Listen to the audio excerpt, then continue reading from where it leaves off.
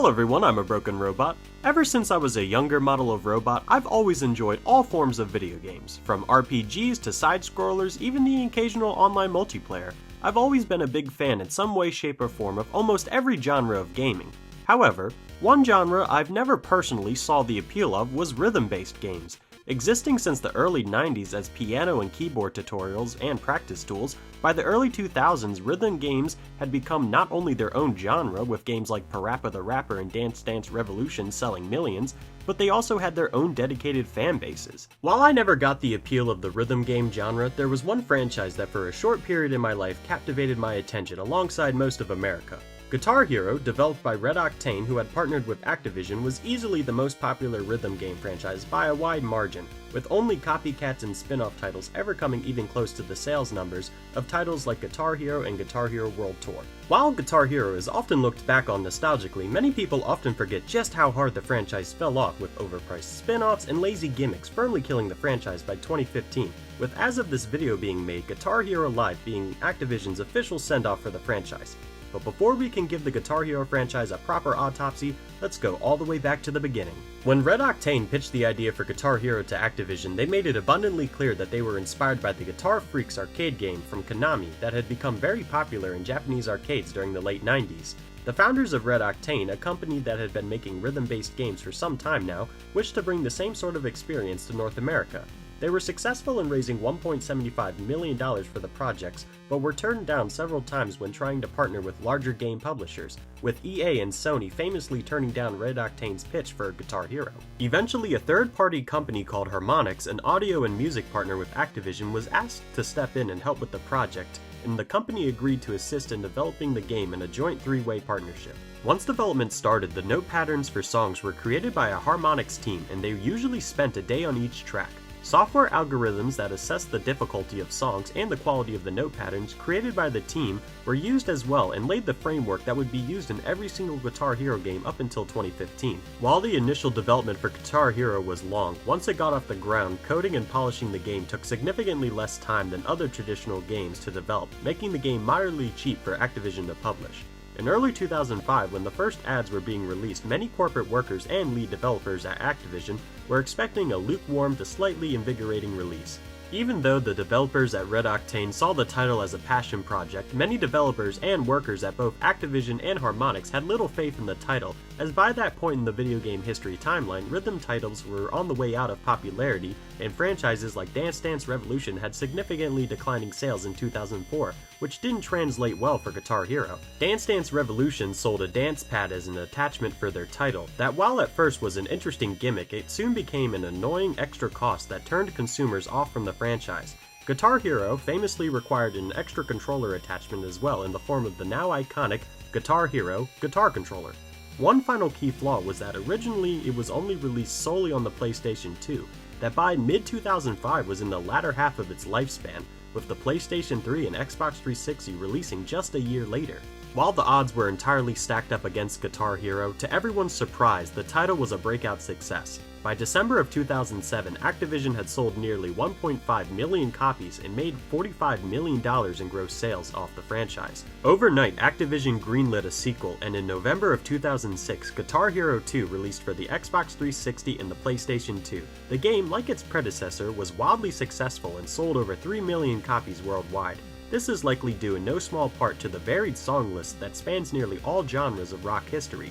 Activision tripled the budget for licensing popular music to try and make the sequel enticing to established fans, and this successfully introduced a new outlook on music to a prospective audience with a healthy mix of hits from the 70s, 80s, and 90s. Activision threw their fears of the extra cost of the guitar controller to the wayside, with accessories and customizable sticker sheets being added to all future titles to a point that you'll likely be able to find a used Guitar Hero controller in any Goodwill in your tri-state area. Both Red Octane and Activision's expectations were blown out of the water with the first two installments in the franchise, and much like with the success of Guitar Hero 1, once Guitar Hero 2 sales numbers started coming in, Activision greenlit a sequel immediately. Since Guitar Hero 1 and 2 were built using almost the exact same engine code, with minor upgrades for the second installment, it made both titles cheap to produce in comparison to their wide profit margins. This boost of developer confidence would sadly lead to the first crack in the franchise, with the third installment of the franchise, Guitar Hero Rock the 80s, being a rushed spin-off that looked almost identical to Guitar Hero 2, using the same assets along with some 80s titles that had appeared in Guitar Hero 1 and 2. While Guitar Hero Rock the 80s was sold as a standalone title, its catalog was pitifully small when compared to other games in the franchise and future spin-offs. Its lineup of music infamously reused titles from Guitar Hero 1 and 2, and it was later leaked by developers that Harmonix was unable to acquire licensing for all the various titles that they originally wanted to put in the game due to rushed development. Many fans complained that the title felt more like a DLC for Guitar Hero 2 that was packaged as a standalone title, but any ill feelings towards the franchise were wiped away when the third main installment released. Myself and others online firmly agree that Guitar Hero 3 Legends of Rock was the peak of the franchise. Not only was this the first time that the actual singers and bands of their respected songs would be featured in the gameplay, but new features such as character customization and boss battles helped spice up the franchise at a time when other franchises were dying. A crossover with Rage Against the Machine's guitarist Tom Morello and Guns N' Roses guitarist Slash built a lot of hype behind the game. Guitar Hero 3 also famously introduced lore, with named characters being introduced alongside a loose backstory of a band traveling across the United States to become the best band in the world, even ending the campaign with a dramatic boss battle with Lou, a reoccurring villain character. While the gameplay hasn't changed, the extra content alongside the upgraded song licensing system made Guitar Hero 3 a worldwide hit, selling over 100,000 copies in its first week of release and 1.4 million copies worldwide and grossing over $100 million. Box sets that included 2 guitar controllers alongside the game itself lined the shelves of Walmarts and Best Buys throughout 2007 and 2008, as Legends of Rock was truly seen as the peak of the franchise. But as fate would have it, Red Octane and Activision had one left in them.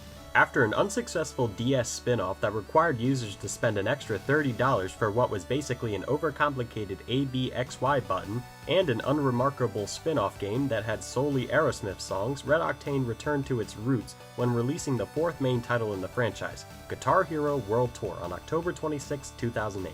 While this was seen as the final glimpse of glory for the franchise, personally, World Tour was always my favorite because it attempted to build on the lore set up in the third title. In Guitar Hero World Tour, your rock band forms to travel the globe, spreading rock music to crowds of brainwashed fans that have been brainwashed by Lou to only like classical music. Luckily, your band is able to save the day and make some friends along the way, with, much like in Legends of Rock, real-world rock stars making an appearance, including such names as Hayley Williams from Paramore, Travis Barker from Blink-182, Jimi Hendrix, Ozzy Osbourne from Black Sabbath, Zakk Wylde from Black Label Society, Billy Corgan from Smashing Pumpkins, and they even got Sting from The Police, which all played a role in the game development to some degree. Zakk Wylde famously recorded a version of Stillborn just for the production of World Tour because the crew had trouble attaining the rights to the regular song due to his breakup with the Black Label Society. Guitar Hero World Tour also had the best stage layouts in the franchise by a long shot. While Guitar Hero 1 and 2 have their charm and Guitar Hero 3 was a trailblazer for the franchise, Guitar Hero World Tour pushed the limits of stage designs, ranging from roadside bars to the top of New York skyscrapers to an actual acid trip for Korn songs. World Tour would be what many fans would call the final blaze of glory, as no future titles would commercially or critically ever reach the levels of Guitar Hero 4 or even Legends of Rock for that matter. Throughout 2009, Activision capitalized on the fleeting popularity of the franchise by doing what any game company does when a franchise has begun to show any signs of growing stale. Activision would spend the rest of 2009 milking the franchise for all it was worth. First, Guitar Hero On Tour Decades was a gimmick DS port of Guitar Hero World Tour that featured music that was characterized by the decade they were released in.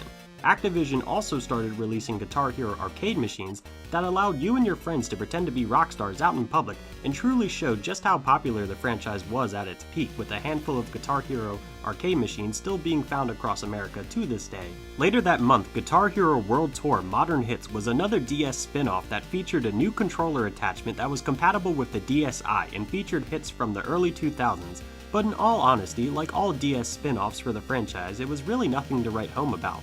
It's just a dumbed-down version of the original title. Guitar Hero Metallica was much like Guitar Hero Aerosmith, where a standalone title only featured one band's music. It sold poorly, and after a similar Van Halen version of Guitar Hero was released, Red Octane retired the concept entirely, seeing as Guitar Hero's controller gimmick was beginning to overstay its welcome. When the final spin-off for 2009 was released in the form of Guitar Hero Greatest Hits, it became clear why so many developers at Harmonix protested how Activision was mismanaging the franchise, to a point that back in late 2007, after an unknown internal dispute, a handful of developers would go off to work with EA to produce their own rhythm-based title called Rock Band that would go on to be Guitar Hero's main competition for the rest of the franchise's existence. When Guitar Hero 5 released, it received a lukewarm reception. In many of the advertisements, the multiplayer and drum and microphone abilities that were introduced in World Tour were put on full display, despite Rock Band putting the concept into practice before Activision had. Additionally, while Guitar Hero 5 box sets were the most expensive released in the franchise, coming with 2 guitars, a drum set, and 2 microphones, and a copy of the game for a cool $140, many fans started to feel that it just wasn't worth it, and that brand fatigue had truly set in, and that they just preferred to play the Guitar Hero games that they already owned. While Guitar Hero 5 had a lot of things going for it, like it featured celebrity cameos from Kurt Cobain and Johnny Cash, besides some interesting lore cutscenes showing new and returning characters, Guitar Hero 5 was a bit of a downgrade, with graphics and gameplay being very bare bones when compared to World Tour that had released just a year earlier. While Guitar Hero 5 did host the most advanced co-op rhythm gameplay for the time, brand fatigue had set in, combined with the unpopular implementing of microtransactions that further dug the grave of the franchise. When Guitar Hero 6 Warriors of Rock released in 2010, despite boasting the best graphics in the franchise and a revamped gameplay, Warriors of Rock failed to critically and commercially sell, selling less than 90,000 copies worldwide, which is pitiful when just years earlier copies flew off the shelves by the hundreds. Due to Activision's poor sales of their rhythm-based games in 2009, which included the release of Band Hero, DJ Hero, and Guitar Hero Van Halen, Activision stated that it would be releasing fewer rhythm-based games in 2010, headlined by Guitar Hero 6, Warriors of Rock, and DJ Hero 2, which in their eyes would determine the continuation or retirement of the franchise. The game was designed to, quote, take the series back to its roots. In an effort to streamline the game and avoid some of the controversy that surrounded previous iterations, less bonus content was added to Warriors of Rock. No likenesses or actual musicians were used due to 2 lawsuits that came from Guitar Hero 5, from the band No Doubt and the late Kurt Cobain's widow, Courtney Love, who used the opportunity to sue Activision for using her ex-husband's likeness. The only characters that would be included were player-created rockers and the stable of fictional Guitar Hero musicians from previous games. Additionally, the songs chosen for Guitar Hero 5 focused more on traditional rock and roll and heavy metal, rather than the arguably unfocused song list from Guitar Hero 3 and 4. There is also only one real-world venue in the game, the now-defunct CBGB Tower in New York City. This is compared to World Tour that featured numerous real-world locations. Unfortunately though, this attempt to clean up the franchise ended up being the final nail in the coffin for traditional Guitar Hero games, with critics complaining about the boring stage sets and the reuse of songs from previous titles. The game's only saving grace was its emphasis on story, with multiple cutscenes and actual plot points unfolding in between songs, but it was little too late, with many critics actually complaining about the overuse of cutscenes and how it ruined the charm of the early Guitar Hero lore. While the poor sales of Guitar Hero 6 and the developers being silent for over 5 years made the fans of the franchise firmly believe that they would never see another title, to the surprise of basically everyone, in December of 2015, Activision quietly released Guitar Hero Live. Guitar Hero Live is an FMV-focused game in the Guitar Hero franchise. It has a multiplayer component called Guitar Hero TV that pulls in music videos to use instead of custom videos used for the offline on-disc component. Sadly, as of December 1st, 2018, Guitar Hero TV was shut down, forcing any remaining players to use the standard Geo gameplay footage. Each first-person sequence was shot from the perspective of the lead guitarist on stage, which, while unique, is at times awkward and sometimes goofy looking. Each gameplay loop was shot twice, once with the crowd and the other band members stoked if the player is performing well, and the other with them glaring at the player for performing poorly. The game seamlessly crossfades between both forms of the video as the song progresses. Based on how the player is currently performing though, it can depend on how awkward the video turns out to be. While longtime fans of the franchise were just glad to see the franchise name back in headlines, 10 minutes of gameplay could make anyone realize how soulless this game was in terms of a Guitar Hero game. Unlike previous titles, menu design was bare bones and there was no custom characters, or characters for that matter.